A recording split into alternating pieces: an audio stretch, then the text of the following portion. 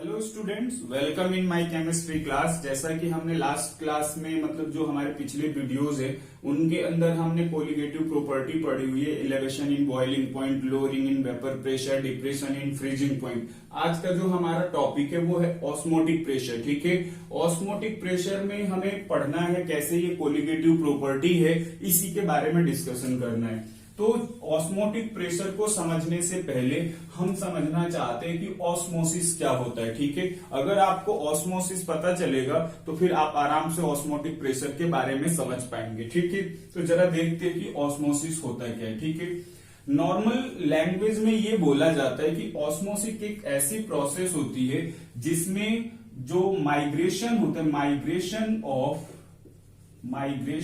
Of solvent particles,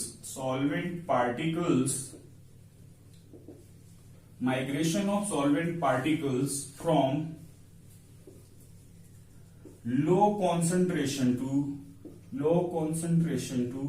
high concentration, through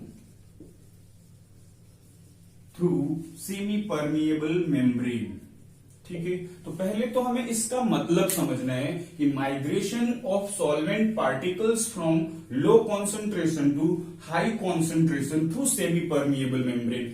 जब semi permeable membrane के through जब कोई सॉल्वेंट पार्टिकल लो कॉन्सेंट्रेशन से हाई कॉन्सेंट्रेशन की तरफ जाता है तो हम उसको कहते हैं ऑस्मोसिस। ठीक है, ऑस्मोसिस को क्लियर करने के लिए इसको थोड़ा सा हम पहले कंपेयर करेंगे डिफ्यूजन के साथ। ठीक है, तो देखते हैं जरा ऑस्मोसिस और डिफ्यूजन में डिफरेंस क्या होता है। ठीक, मेरी बात को समझिएगा बहुत सिंपल तरीके से। ठीक है, एक वर्ड है ऑस्मोसिस, दूसरा है डिफ्यूजन। ठीक, तो ऑस्मोसिस में तो मैंने बता दिया कि जब हम किसी सॉल्यूशन के अंदर एक सेमी परमिएबल मेम्ब्रेन लगा देते तो जो लो कॉन्सेंट्रेशन होती वहां से सॉल्वेंट मॉलिक्यूल्स का माइग्रेशन होता है हायर कॉन्सेंट्रेशन की तरफ, उसको हम कहते हैं ऑस्मोसिस। जबकि डिफ्यूजन में क्या होता है, डिफ्यूजन में अगर मान लीजिए ये आपका वाटर है तो आप इसमें कोई चीज मिक्स करेंगे तो वो पूरे में मिक्स होगा। ठीक है, तो उसको हम कहते हैं डिफ्यूजन। ठीक, तो ऑस्मोसिस और डिफ्यूजन में दो चीजें आपस में इंटरमिक्स तो होती हैं, लेकिन दोनों में एक डिफरेंस है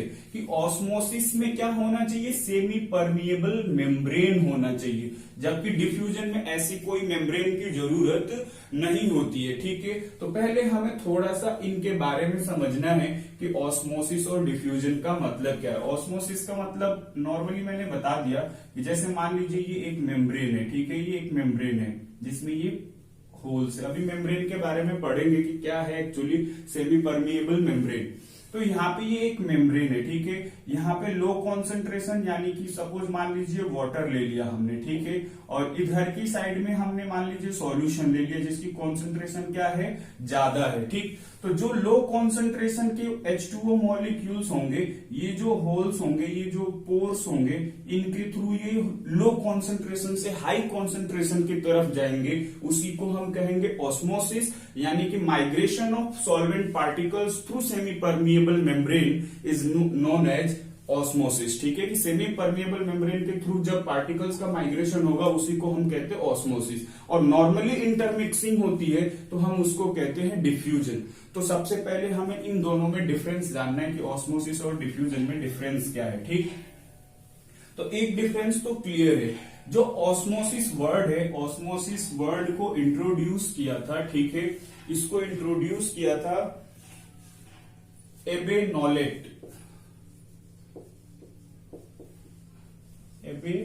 ने। ठीक है, तो इनमें जरा हम पहले डिफरेंस देख लेते हैं कि जो दोनों में डिफरेंस क्या है। डिफरेंस एक्चुअली ये होता है, difference between osmosis and diffusion. ठीक है, तो देखिएगा जरा ऑस्मोसिस और डिफ्यूजन में डिफरेंस क्या है। एक तो जो सबसे पहला डिफरेंस है, फर्स्ट पॉइंट, कि जो आपका माइग्रेशन होता है ऑस्मोसिस में वो सेमी परमिएबल मेम्ब्रेन के थ्रू होता है, जबकि डिफ्यूजन में किसी मेम्ब्रेन की जरूरत नहीं होती है। फर्स्ट पॉइंट, ठीक है। सेकंड पॉइंट है कि जो आपका ऑस्मोसिस होता है वो एक पर्टिकुलर डायरेक्शन में होता है, ठीक है, from low concentration to high concentration, ठीक है, जबकि डिफ्यूजन में ऐसा कोई रोल नहीं है। वहां पे क्या होता है कि जो आपके पार्टिकल्स होते हैं वो हाई कॉन्सेंट्रेशन से लो कॉन्सेंट्रेशन की तरफ जाते हैं, तो वहां पे कोई फिक्स डायरेक्शन नहीं होता है, ठीक है। तो ये चीजें आपको ध्यान रखनी है कि ऑस्मोसिस और डिफ्यूजन में क्या डिफरेंस है, ठीक है। इसके बाद हम इसी के बारे में पहले पढ़ेंगे, ऑस्मोसिस के बारे में, ठीक है।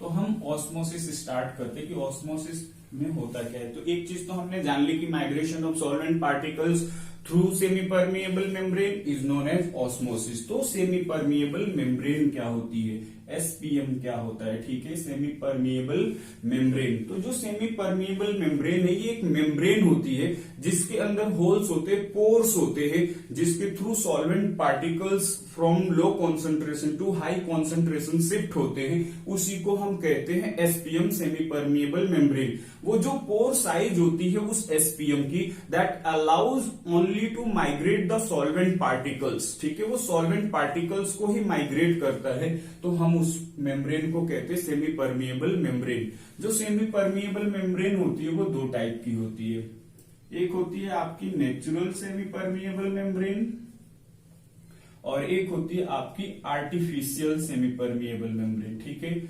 आर्टिफिशियल सेमी परमिएबल मेम्ब्रेन और नेचुरल। तो जो आपका नेचुरल और आर्टिफिशियल है, नेचुरल में बहुत सारे एग्जांपल्स हम ले सकते हैं, जो कि आपके सेल मेम्ब्रेन होते हैं, ठीक है। इसके बाद गॉल ब्लैडर ऑफ पिग, इस तरीके के कई सारे एग्जांपल्स है, ठीक है। आर्टिफिशियल में आप ले सकते हैं कॉपर फेरोसाइनाइड, जिसका फॉर्मूला मैं लिख देता हूं यहाँ पे Cu2FeCN6, कॉपर फेरोसाइनाइड, ठीक है। तो ये जो जनरली कुछ एग्जांपल्स है कि जो नेचुरल आपका है और आर्टिफिशियल है उसमें ये एग्जांपल्स है, ठीक है। पार्चमेंट मेम्ब्रेन भी आपका इसका एग्जांपल हो जाएगा, पार्चमेंट मेम्ब्रेन। तो ये कुछ एग्जांपल्स हो गए सेमी परमिएबल मेम्ब्रेन के कि नेचुरल और आर्टिफिशियल। नेचुरल में cell membrane, gall bladder of pig, parchment membrane, और आर्टिफिशियल में कॉपर फेरोसाइनाइड। इसी का हमें सबसे ज्यादा यूज करना होता है, ठीक है। Most useful semi permeable membrane जो होता है आर्टिफिशियल में वो यही होता है, कॉपर फेरोसाइनाइड का, ठीक है। अब जरा हम देखते हैं कि ऑस्मोसिस के कुछ एग्जाम्पल्स से समझने की कोशिश करते हैं, ठीक है। सबसे पहले हम करते क्या है, देखते हैं। हमने दो एग्स लिए, 2 एग्स, ठीक है। जो उनकी हार्ड कवरिंग होती है उसको हम रिमूव कर देते बाय यूजिंग डाइल्यूट HCl, ठीक है। फिर उन दोनों एग को 1 by 1 करके एक नॉर्मल वाटर के अंदर रखते हैं, ठीक है। एक नॉर्मल वाटर के अंदर रखते हैं एग को, और एक दूसरे कंटेनर के अंदर सोडियम क्लोराइड का एक्वस सॉल्यूशन होता है। ये आपका नॉर्मली वाटर है, डिस्टिल्ड वाटर मान लीजिए आपका है, ठीक है। और ये है आपका aqueous solution of sodium chloride, aqueous solution of NaCl, ठीक। इसमें भी हम एक एग को प्लेस कर देते, ठीक है। 2 एग हमने लिए, उनकी हार्ड कवरिंग को हटा दिया और उसको हम फिर दोनों को अलग अलग कंटेनर्स के अंदर, एक फ्रेश वाटर और एक आपका aqueous solution of sodium chloride के अंदर डीप कर देते, ठीक। हम देखते क्या है, एक्चुअली होता क्या है कि जब हम वाटर में उसको डिप करके छोड़ते हैं तो वो स्वेल्ड हो जाता है, ठीक है। और जो सॉल्यूशन यहाँ पे सोडियम क्लोराइड का है उसके अंदर डालते तो वो श्रिंक हो जाता है। यानी कि यहाँ पे 2 चीजें हुई, जब वो उसकी साइज इंक्रीज हुई होगी तो इसका मतलब है कि कुछ वाटर मॉलिक्यूल्स बाहर से कहां गए होंगे, अंदर गए होंगे, ठीक है। और जब अंदर गए होंगे तो यहाँ पे कोई ना कोई मेम्ब्रेन होगी जिसके थ्रू वो गए होंगे, तो उस मेम्ब्रेन को हम कहेंगे semi permeable membrane, that permeable to allow the enter of water molecules inside. ठीक है, और जब हम ऐसा होना देखते हैं तो हम उसी को क्या कहते हैं, ऑस्मोसिस कहते हैं। और जब कभी भी आउटर सरफेस से इनसाइड ऑस्मोसिस होता है तो उसको हम नेम देते हैं इंडो ऑस्मोसिस। क्या नेम देते हैं, इंडो ऑस्मोसिस। ठीक, अब यहाँ पे एक्चुअली क्या होता है कि जो हमारा यहाँ पे एग को हमने प्लेस किया था, उस एग के बाहर का जो कॉन्सेंट्रेशन है वो ज्यादा होता है, तो जो अंदर का आपका कंटेंट है वो बाहर की तरफ ट्रांसफर होता है। ठीक है, तो किसी भी मेम्ब्रेन के थ्रू, अब ये हाई कॉन्सेंट्रेशन है, अंदर लो कॉन्सेंट्रेशन है, तो लो कॉन्सेंट्रेशन से हाई कॉन्सेंट्रेशन, अब ये आउटसाइड हो रहा है, और जब ये आउटसाइड किसी मेम्ब्रेन के थ्रू होता है तो हम उसको नाम देते हैं एक्जोऑस्मोसिस। ठीक है, क्या नाम देते हैं, एक्जोऑस्मोसिस। ये बात आपको क्लियरली समझ में आई होगी कि ऑस्मोसिस को हम डिमॉन्स्ट्रेट कैसे करेंगे, एक्सप्लेन कैसे करेंगे, कि अगर हमें एंडो ऑस्मोसिस और एक्जो ऑस्मोसिस को एक्सप्लेन करना है तो। Is it clear? अब हमें क्या करना है कि ये तो एक चीज हमने समझी सेमी परमिएबल मेम्ब्रेन के बारे में। ठीक है, सेमी परमिएबल मेम्ब्रेन के थ्रू अगर इनसाइड ऑस्मोसिस है तो एंडो ऑस्मोसिस, और आउटसाइड ऑस्मोसिस है तो एक्जो ऑस्मोसिस। ठीक है, अब ये जो मेम्ब्रेन होती है, सेमी परमिएबल मेम्ब्रेन होती है, ये काम कैसे करती है, इसका कॉन्सेप्ट क्या है, वो जरा हम समझने की कोशिश करते हैं। ठीक है, तो working of semi permeable membrane. ठीक है, वर्किंग ऑफ सेमी परमी, इसके बहुत सारे एप्लीकेशन है, बहुत सारे यूज है। ठीक है, तो वो धीरे धीरे हम जब करेंगे तो हमें समझ में आ जाएगा। Working of semi permeable membrane, तो 3 थ्योरीज के बेसिस पे हमें इसको एक्सप्लेन करना है। ठीक है, तो जो सबसे पहली थ्योरी है हमारी वो है सीव थ्योरी। ठीक है, कौन सी थ्योरी, सीव थ्योरी। सीव थ्योरी के अंदर ये बोला जाता है कि कोई, मान लीजिए ये एक आपकी कोई लेयर है, ठीक है, और इसमें स्मॉल पोर्स है, जो सीव जिसको हम बोलते हैं, ठीक है, जैसे घरों में हम यूज करते हैं अक्सर वैसे टाइप का एक मेम्ब्रेन है। ठीक है, तो ये इसके थ्रू पार्टिकल्स क्या करेंगे, सॉल्वेंट पार्टिकल्स मूव करते हैं। ठीक है, पोर्स के थ्रू। तो इस टाइप का जो मतलब एक कोई मेम्ब्रेन होगी, उसमें स्मॉल होल्स होंगे, उसको हम बोलते हैं कि वो सीव की तरह काम करता है, कि एक तरफ से दूसरी तरफ चीजों का ट्रांसफर उन होल्स, उन पोर्स के थ्रू हो पाता है। तो उसमें हम कहते हैं कि सीव थ्योरी के अकॉर्डिंग वहां पे ऑस्मोसिस होता है। ठीक है, तो ऑस्मोसिस जो ये यहाँ पे है, यहाँ पे कभी कभी ऐसा होता है कि ये जो पोर साइज होती है वो कंपेरेबल नहीं होती है सॉल्यूट पार्टिकल्स के, तो इसलिए इस थ्योरी को उतना ज्यादा एक्सेप्टेड नहीं किया जाता है। ठीक है, उसके बाद दूसरी जो थ्योरी है वो है सॉल्यूशन थ्योरी। ठीक है, कौन सी theory, solution theory. Solution theory में क्या है कि जैसे मान लीजिए, मैं एक एग्जांपल से आपको समझाता हूं। ठीक है, हमने क्या किया, calcium nitrate CaNO3, calcium nitrate का एक्वस सॉल्यूशन लिया। कैसा सॉल्यूशन, एक्वस सॉल्यूशन। ठीक है, और इसमें हमने फिनॉल को ट्रांसफर किया, फिनॉल रखा, तो हमने क्या देखा कि जैसे मान लीजिए यहाँ पे आपका सॉल्यूशन है एक तरफ, और ये कैल्शियम नाइट्रेट का सॉल्यूशन है NO3 का। ठीक है, अब होता क्या है एक्चुअली इसके अंदर कि ये एक्वस सॉल्यूशन है। इस एक्वस सॉल्यूशन में क्या होगा, वाटर पार्टिकल्स होंगे। अब वो वाटर पार्टिकल सॉल्वेंट पार्टिकल है, तो हम देखते हैं कि वो इस फिनॉल के साथ अट्रैक्ट होते हैं, मतलब फिनॉल और वाटर के बीच में एक इंटरेक्शन होता है। जबकि जो कैल्शियम नाइट्रेट है उसका फिनॉल के साथ कोई इंटरेक्शन नहीं होता है, क्योंकि ये इसमें डिसॉल्व नहीं होता है, जबकि फिनॉल वाटर में क्या हो जाता है, डिसॉल्व हो जाता है। तो इस वजह से हम देखते हैं कि जो एक्वस सॉल्यूशन होता है उसमें से वाटर मॉलिक्यूल्स फिनॉल एक लेयर बनाता है, और उस लेयर के थ्रू उसका ऑस्मोसिस होता है, तो हम उसको कहते हैं कि वो सॉल्यूशन थ्योरी के बेस पे वर्किंग होता है। ठीक है, इतनी बात क्लियर है। फिर हम इसमें जो मोस्ट इंपॉर्टेंट आपका है, जिसके बेसिस पे जनरली हम इसको एक्सप्लेन करते हैं, उसको हम कहते हैं वेपर प्रेशर थ्योरी। ठीक है, vapour pressure theory, vapour pressure theory.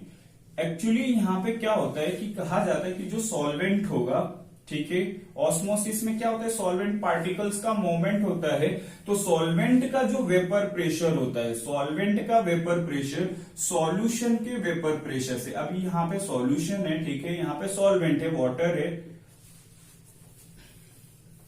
थोड़ा क्लियरली इसको समझने की कोशिश करते हैं, यही सबसे इंपॉर्टेंट है और इसी पे बेस्ड होता है अपना जो भी थ्योरी है। ठीक है, यहाँ पे हमने लिया सॉल्वेंट, ठीक है, तो वेपर प्रेशर ऑफ सॉल्वेंट, और यहाँ पे सॉल्यूशन था उसका वेपर प्रेशर।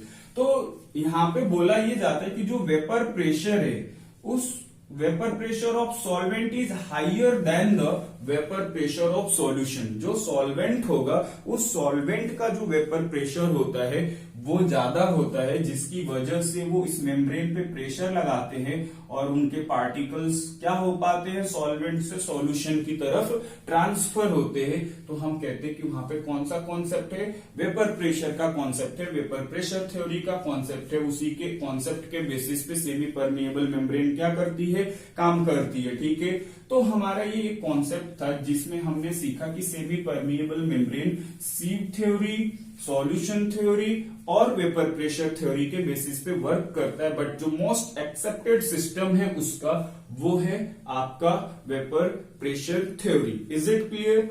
अब जरा हम बात करेंगे कि ये तो अभी तक जो चीज हमने समझा है, ये सब कुछ हमने समझा ऑस्मोसिस के बारे में। किसके बारे में? ऑस्मोसिस के बारे में। अब हम एक्चुअली पढ़ने वाले हैं कि ऑस्मोटिक प्रेशर क्या होता है। ठीक है, तो ऑस्मोटिक प्रेशर को समझने के लिए सबसे पहले हमें समझना है इस डायग्राम को। ठीक है, इस डायग्राम को अगर आप समझ पाएंगे तो फिर आपको ऑस्मोटिक प्रेशर भी अच्छे से समझ में आएगा। ठीक है, तो देखते हैं क्या है। सबसे पहले इस डायग्राम को समझने की कोशिश करते हैं।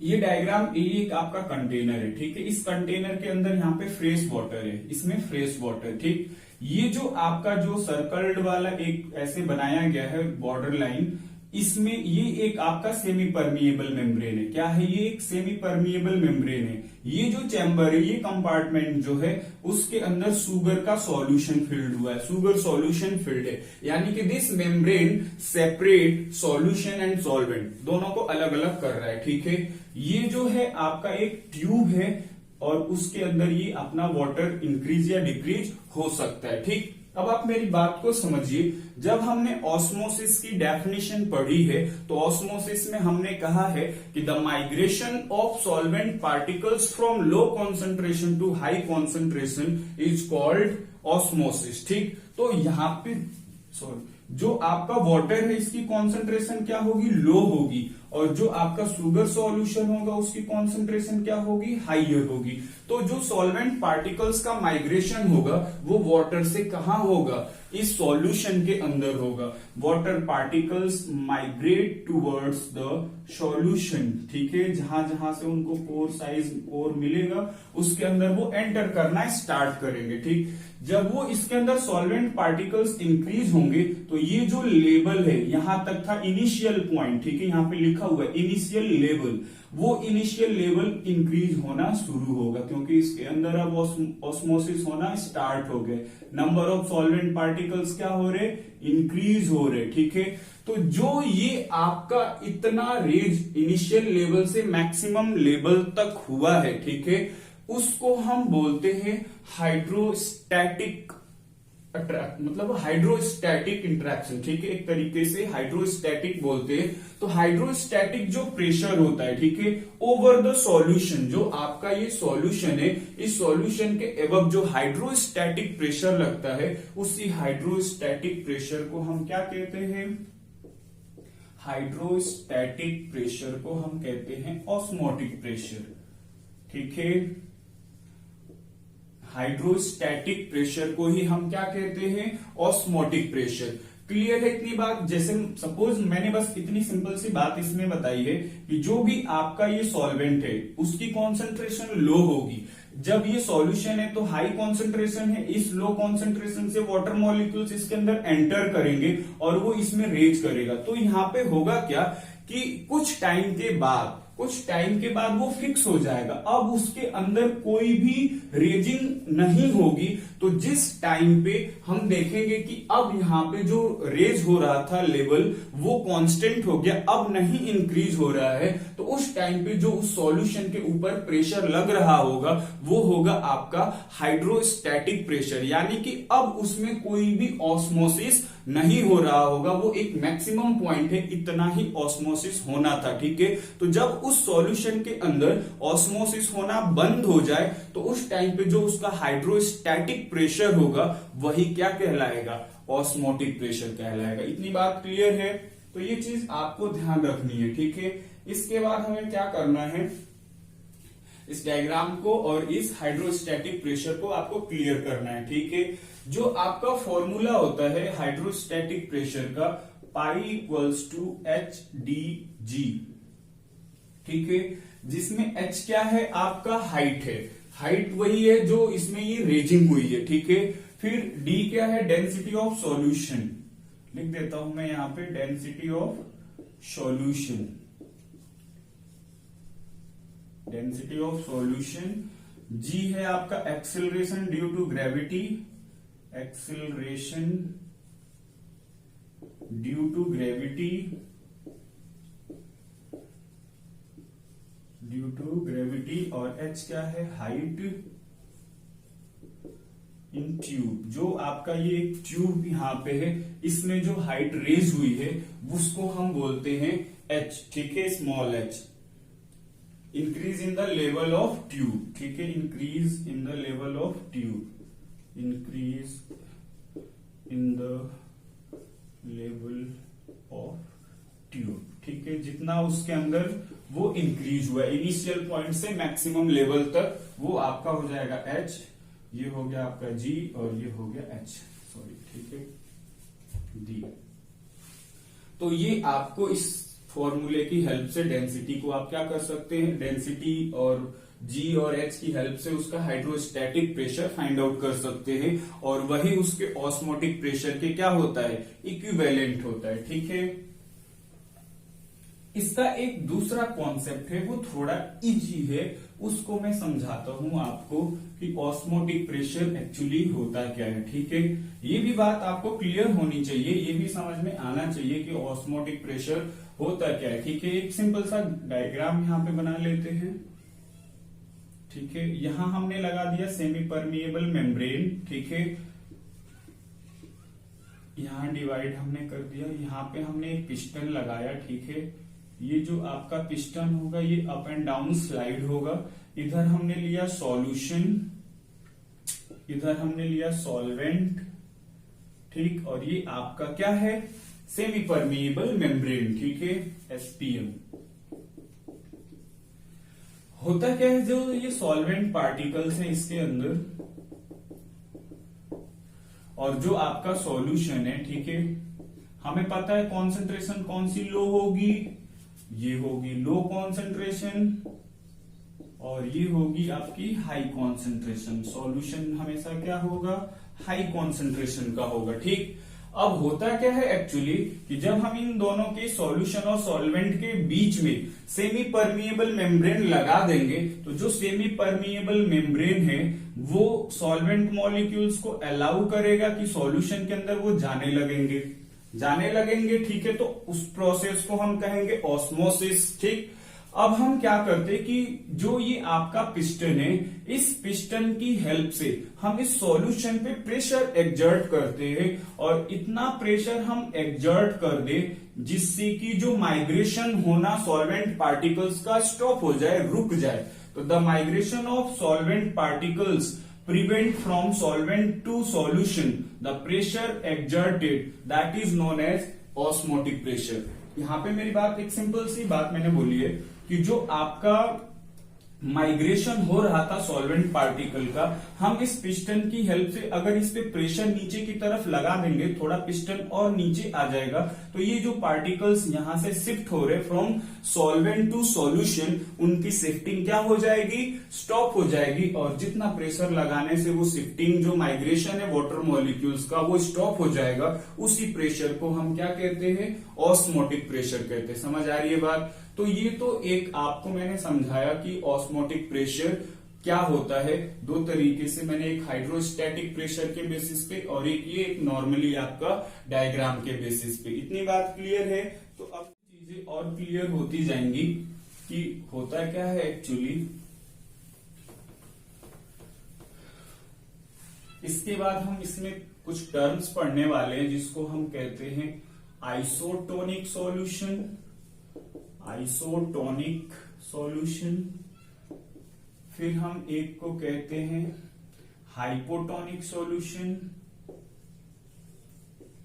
हाइपोटोनिक सॉल्यूशन, और एक को हम कहते हैं हाइपरटोनिक सॉल्यूशन, हाइपरटोनिक और हाइपोटोनिक सॉल्यूशन। इन सॉल्यूशंस का मतलब क्या है? बहुत ही सिंपल सा मतलब है, ठीक है। जैसे मान लीजिए हम दो सॉल्यूशन लेते, ठीक है, अभी हम सॉल्वेंट की बात नहीं करते, ठीक। सपोज ये आपका कंटेनर है, ये, ठीक है। तो एक कंटेनर में आपने सॉल्यूशन लिया यहां पे, ठीक है। तो ये जो सॉल्यूशन होगा इसका जो ऑस्मोटिक प्रेशर होगा वो दूसरे कंटेनर के ऑस्मोटिक प्रेशर के क्या होगा, इक्वल होगा। तो हम कहेंगे कि वो सॉल्यूशन कैसा होगा, आइसोटोनिक सॉल्यूशन होगा। क्या होगा, आइसोटोनिक का मतलब होता है कि जिसमें दोनों कंपोनेंट, दोनों सॉल्यूशन का जो ऑस्मोटिक प्रेशर है वो सेम हो, उसको हम कहते हैं आइसोटोनिक सॉल्यूशन। ठीक है, ये बात क्लियर है। हाइपोटोनिक सॉल्यूशन का मतलब ये होता है कि जो एक लो कॉन्सेंट्रेशन और एक हाई कॉन्सेंट्रेशन, ठीक है। तो जो हाई कॉन्सेंट्रेशन और लो कॉन्सेंट्रेशन का जो सॉल्यूशन होगा उसमें जो लो कॉन्सेंट्रेशन की सॉल्यूशन होगी जिसका ऑस्मोटिक प्रेशर कम होगा उसको हम कहेंगे हाइपोटोनिक सॉल्यूशन। और हाइपरटोनिक में क्या होगा कि जो कॉन्सेंट्रेशन होगी वो ज्यादा होगी और ऑस्मोटिक प्रेशर भी ज्यादा होगा जिस सॉल्यूशन का, उस सॉल्यूशन को हम कहेंगे hypertonic solution. Is it clear? तो आप यहाँ पे बोल सकते हैं कि if you take two solutions in which the osmotic pressure of one solution is higher, that is known as hypertonic solution, and those which has lower osmotic pressure called hypotonic solution। जिसका pressure कम होगा osmotic pressure वो hypotonic solution होगा, जिस solution का ज्यादा होगा वो hypertonic solution होगा, और जिसमें दोनों का सेम हो जाएगा उसको हम कहेंगे आइसोटोनिक सॉल्यूशन। ठीक है, इतनी बात क्लियर है। अभी ये एक एग्जांपल से मैं समझाता हूं तो ये और चीजें अच्छे से क्लियर हो जाएंगी कि किस तरीके से हम आइसोटोनिक हाइपोटोनिक को समझते हैं। ठीक है, तो कुछ ऑस्मोटिक प्रेशर के हम बायोलॉजिकल इंपॉर्टेंस यहाँ पे डिस्कस करने चल रहे।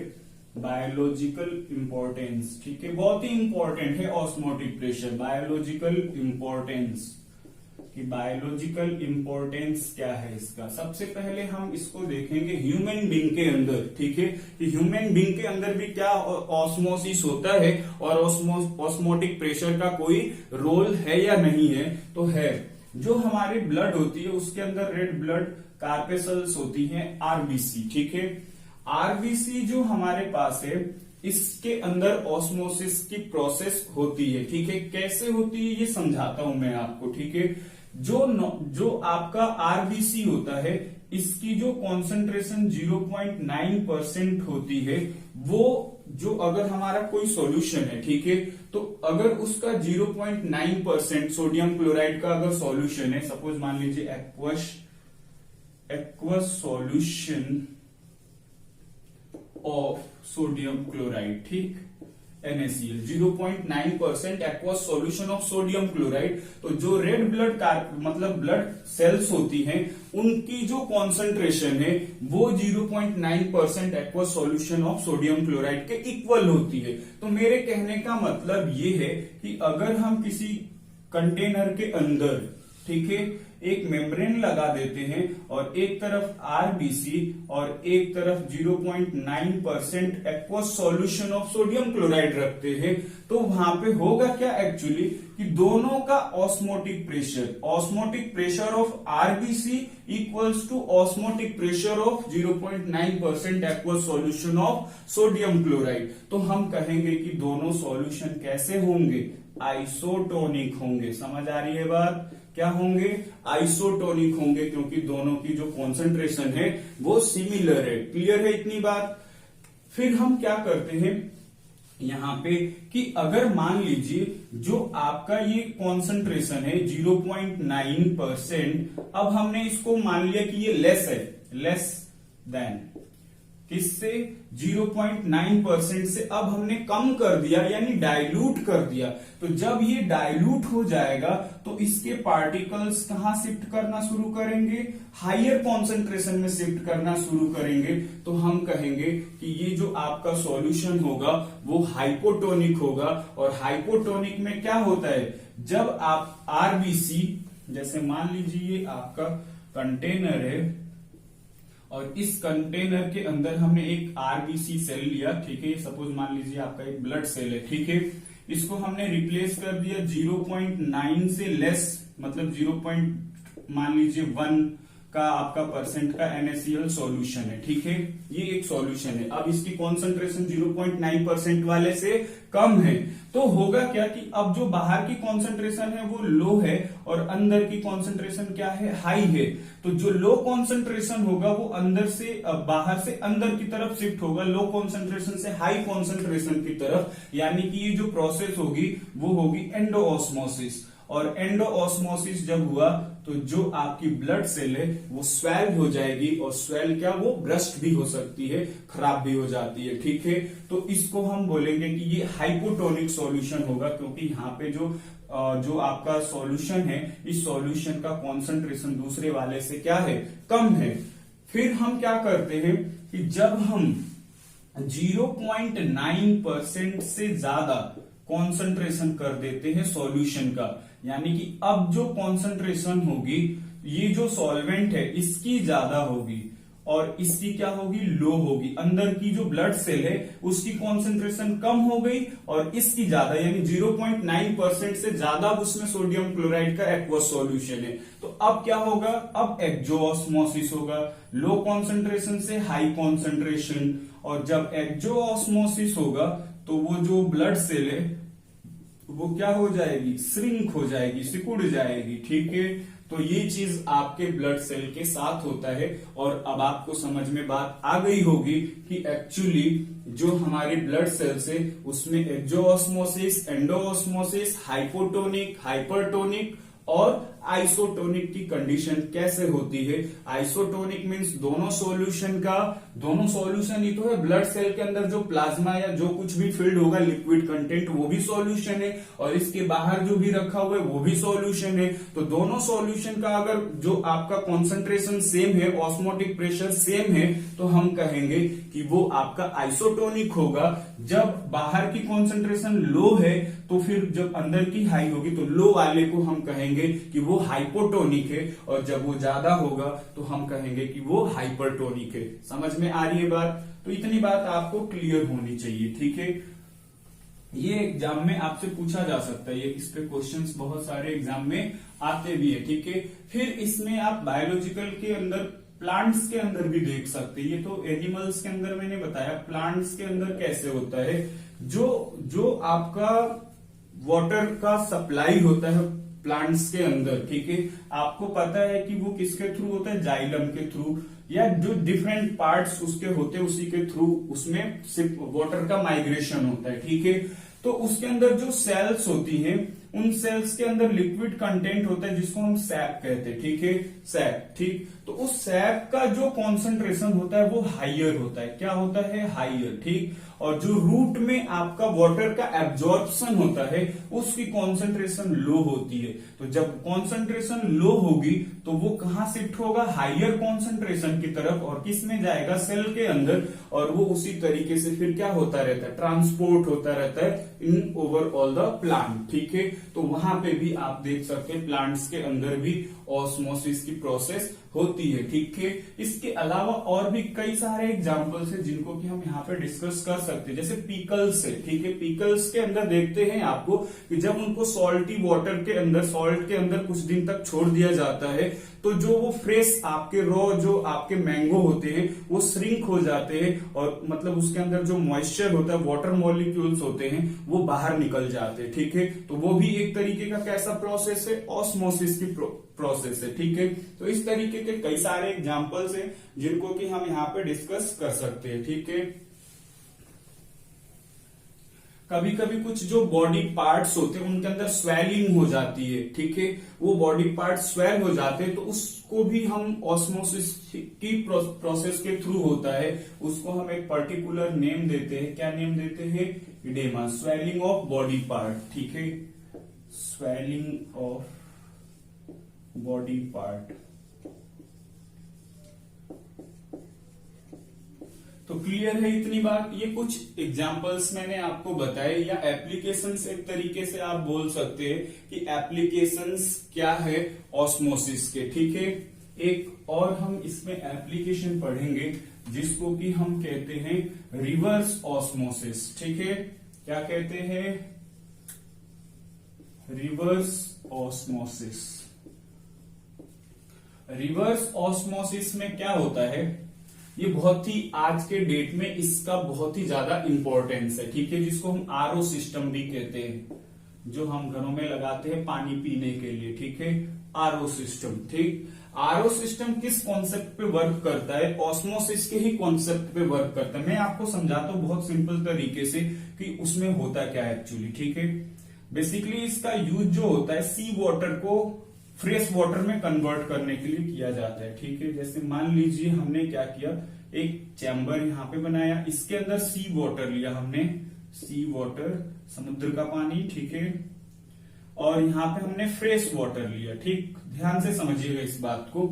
और हमने यहाँ पे पिस्टन लगा दिया, ये पिस्टन है आपका। ठीक है, आपको पता है कि यहाँ पे जो है ऑस्मोसिस तो होगा लो कॉन्सेंट्रेशन से हाई कॉन्सेंट्रेशन तक, जब तक होगा जब तक हमने यहां से ऑस्मोटिक प्रेशर इक्वल नहीं किया होगा। ऑस्मोटिक प्रेशर जैसे ही बराबर होगा जो ऑस्मोसिस है वो रुक जाएगा। लेकिन अगर जो हमारे पास ऑस्मोटिक प्रेशर है पाई, ठीक है, ऑस्मोटिक प्रेशर को जब हम इंक्रीज करेंगे तो होगा क्या एक्चुअली कि जब आप ऑस्मोटिक प्रेशर को इंक्रीज करोगे तो इस सी वाटर के अंदर भी तो वाटर पार्टिकल्स प्रेजेंट है, H2O प्रेजेंट है। ठीक है, तो ये H2O जब एक्सेस हम प्रेशर यहां लगा देंगे तो वो पार्टिकल सिर्फ वाटर पार्टिकल्स, क्योंकि जो मेम्ब्रेन होती है वो सिर्फ वाटर पार्टिकल्स के ही माइग्रेशन को अलाउ करती है, तो इधर से सिर्फ कौन से पार्टिकल शिफ्ट होंगे, वाटर मॉलिक्यूल शिफ्ट होंगे, और जो वो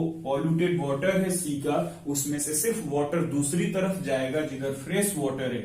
कब जाएगा, जब हम ऑस्मोटिक प्रेशर से ज्यादा प्रेशर लगाएंगे, तो ये ऑस्मोसिस का उल्टा हो गया, और इसी वजह से हम इसको क्या बोलते हैं, रिवर्स ऑस्मोसिस बोलते हैं। और फिर आप चाहे वाटर को इधर कलेक्ट कर लीजिए तो वो आपका फ्रेश वाटर पोर्टेबल वाटर में कन्वर्ट हो जाएगा। बहुत सारे कंट्रीज हैं इन सिस्टम्स पे वर्क करना स्टार्ट, मतलब हमारे यहाँ तो जो डोमेस्टिक यूज है केंटारो, कई सारे सिस्टम्स होते हैं जिसके थ्रू वाटर को प्योरीफाई करके हम उसका यूज करते हैं। ठीक है, बट जो इंडस्ट्रियल लेवल है उस पे भी इसका यूज होना अब स्टार्ट हो गया है कि इंडस्ट्रियल, क्योंकि वाटर जो पोर्टेबल वाटर है उसके सोर्सेज बहुत कम है। ठीक है, इस वजह से इस प्रोसेस का जो इंपॉर्टेंस है वो बहुत ज्यादा इंक्रीज हो जाता है। और इस प्रोसेस के अंदर जो हम सेमी परमिएबल मेम्ब्रेन यूज करते हैं वो बनी होती है सेलुलोज एसीटेट की।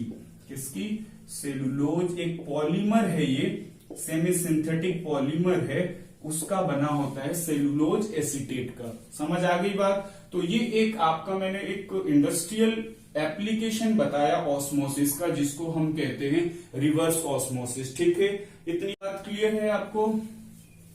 अब हम इसका मैथमेटिकल फॉर्मूला देखते हैं। अभी तक हमने सिर्फ थ्योरेटिकल पढ़ा है, ठीक है। तो मैथमेटिकली ज्यादा कुछ इसमें है नहीं, मैं बता देता हूँ सिंपल तरीके से। हम पाई इक्वल्स टू लिखते हैं, एक तो हमने लिखा था एच डी जी, ठीक। एच पता है आपको, height from initial level to maximum level, D density of the solution, G आपका एक्सेलरेशन ड्यू टू ग्रेविटी। हम इसी को लिखते हैं सी आर टी, ठीक है। C is the concentration of solution, R आपका गैस कांस्टेंट, टी आपका टेम्परेचर, ठीक। अभी हम क्या करते हैं, यहां से डिटर्मिनेशन ऑफ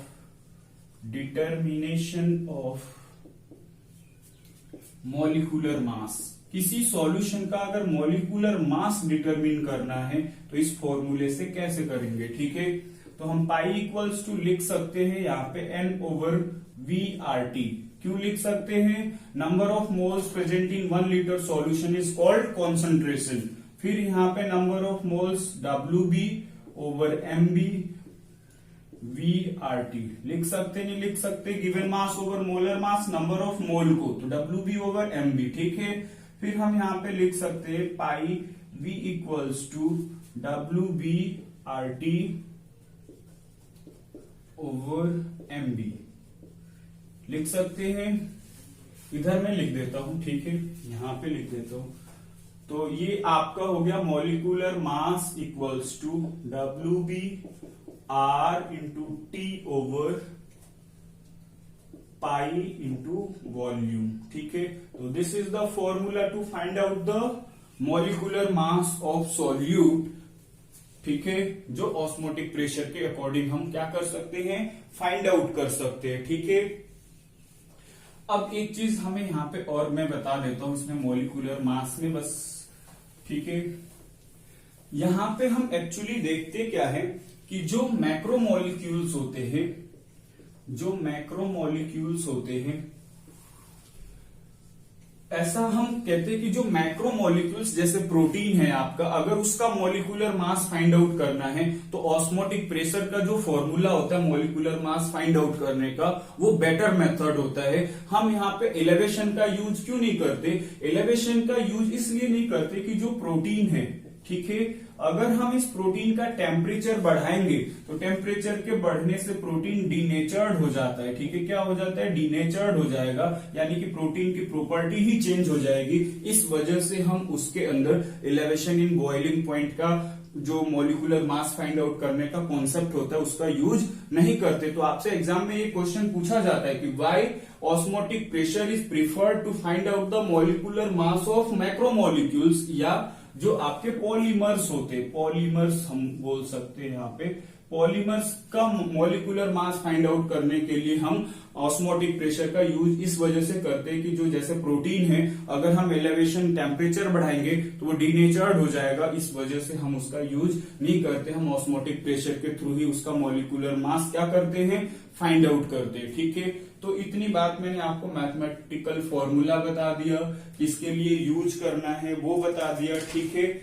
इसके बाद हमें बस एक मेथड डिस्कस करना है कि किस मेथड के थ्रू जो ऑस्मोटिक प्रेशर है वो कैलकुलेट किया जाता है। तो उसके एक्सपेरिमेंटली दो मेथड से, एक पेफर्स मेथड है आपका, पेफर्स मेथड, और एक है Berkeley and Hartley method, Berkeley and Hartley method. ये दो मेथड है, जिन दो मेथड्स के थ्रू एक्सपेरिमेंटली ऑस्मोटिक प्रेशर की डिटर्मिनेशन क्या की जाती है, ठीक है। तो ये ध्यान रखना है आपको, ठीक है, पेफर्स मेथड और Berkeley and Hartley method. Is it clear? तो ये दो आपको मेथड्स याद रखने हैं जो कि एक्सपेरिमेंटली ऑस्मोटिक प्रेशर को फाइंड आउट करने के लिए यूज की जाती है। अब ये तो हो गई आपकी कोलिगेटिव प्रॉपर्टी। नेक्स्ट क्लास में हम करेंगे एबनॉर्मल मोलर मास, ठीक है।